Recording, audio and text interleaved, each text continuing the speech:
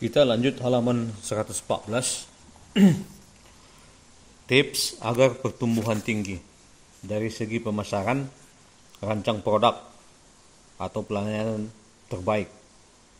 Kemudian hasilkan produk atau pelayanan dengan kualitas tinggi. Produk unggul membutuhkan harga lebih tinggi.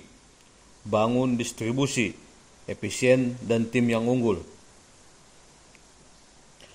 Di bagian keuangan, siapkan detail rencana keuangan bulanan dan rencana keuangan tahunan untuk 5 tahun ke depan.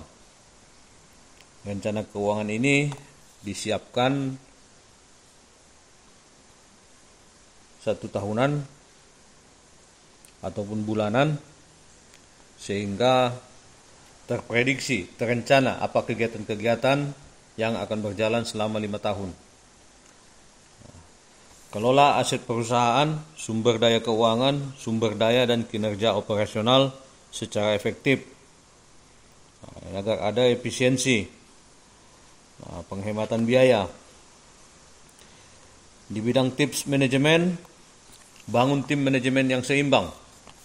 Di bidang fungsional dan pengetahuan industri, ada komposisi yang seimbang antara orang-orang administratif, orang organisasi, orang manajemen, dan orang industri, sehingga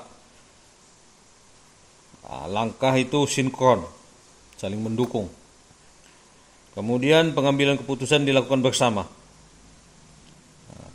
Dengan adanya ketiga unsur ini, dari pemasaran, keuangan, dan manajemen, rencana bisnis kita akan lebih lengkap, sehingga Anda bisa mengetahui di tiap bidang kemajuannya.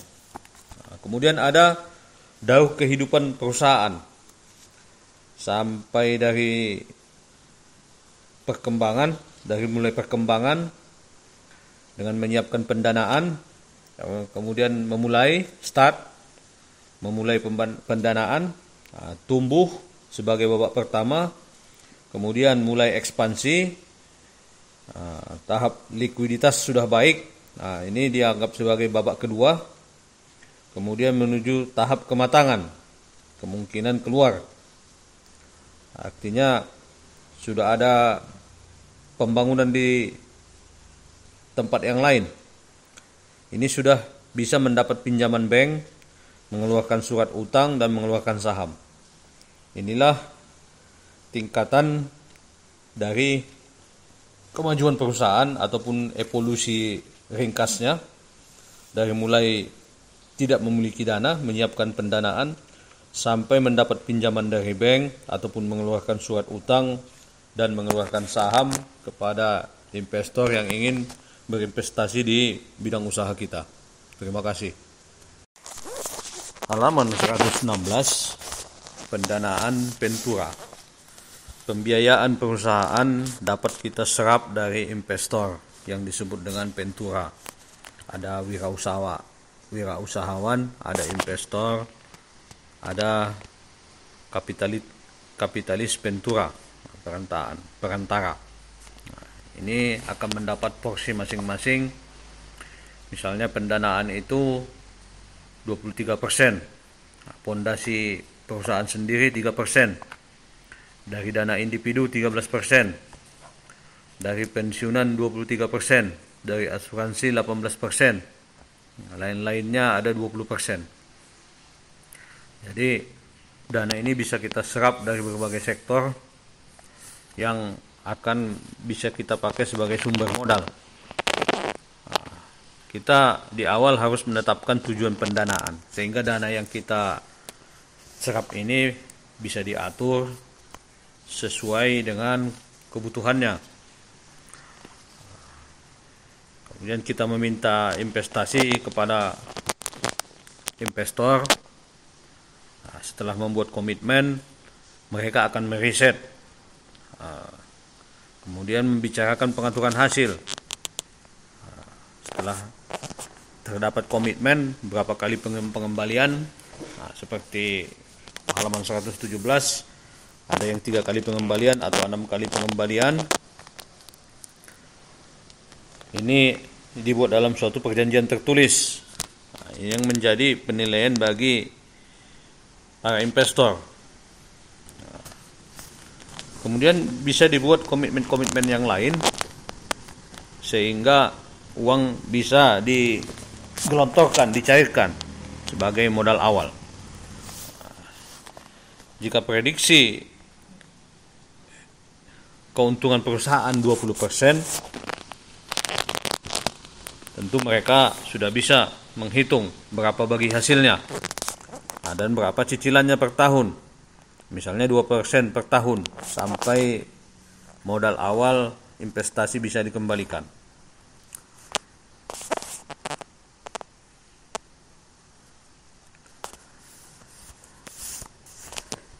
Ekuitas dari perusahaan kita ini harus betul-betul kita jaga, karena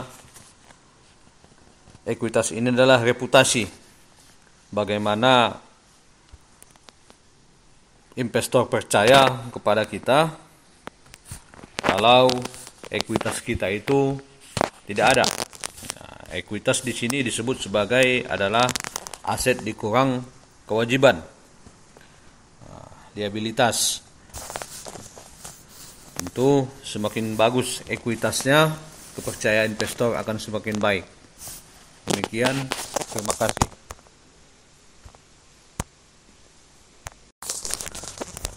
Bentuk badan usaha. Saat memulai bisnis, penting untuk mengetahui sisi positif dan negatif dari berbagai bentuk badan usaha yang akan kita pilih. Masing-masing mempunyai plus minus dan mempunyai kewajiban pajak yang berbeda. Satu contoh, kepemilikan tunggal.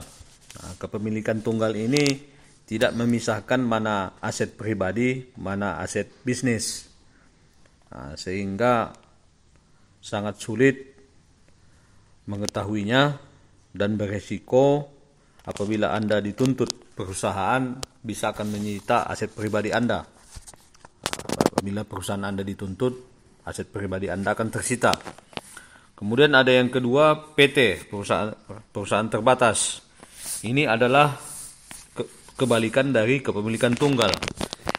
Di dalam PT ini dipisahkan antara aset pribadi dan aset bisnis. Sehingga jelas pemisahannya. Ini yang banyak dilakukan oleh secara umum. Kemudian ada S Corporation, S Corp. Ini bisa menjual saham kepada orang luar, namun tidak boleh lebih dari 100 pemegang saham dengan persyaratan adalah penduduk Amerika. Kemudian ada C Corp. C Corporation ini mendapat pajak 2 kali lipat dari pajak perusahaan biasa, karena C Corporation ini bisa menjual saham lebih dari 100 pemegang saham dan bukan hanya warga Amerika bisa memilikinya. Inilah perbedaan antara kepemilikan tunggal PT, S Corporation dan C Corporation. Demikian, terima kasih. Pada halaman 120, Jason memberi 5 indikator kreditur yang baik untuk meyakinkan kita debitur sebagai pemberi modal pinjaman. Ada 5 karakter yang harus kita lihat. Ada 5 parameter yang harus kita lihat. Pertama, karakter dari kreditur tersebut. Bisa kita buat dari BI checking.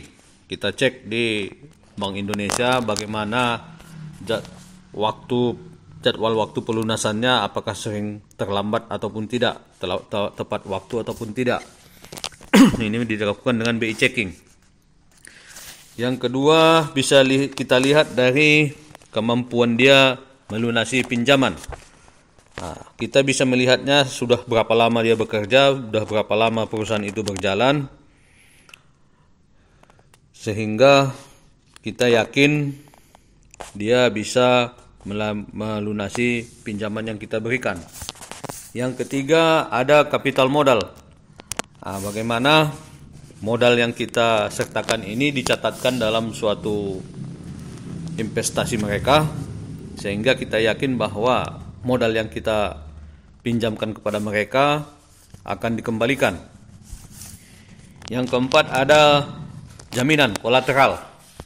Apabila suatu masa ada kendala dalam pelunasan hutang, kita sebagai debitur mempunyai opsi untuk melikuidasi aset ataupun menyita aset yang mereka miliki sebagai jaminan atas modal yang kita berikan. Kemudian ada condition, persyaratan. Bagaimana modal kita ini mereka pergunakan dari awal, tentu kita meminta gambaran realisasinya.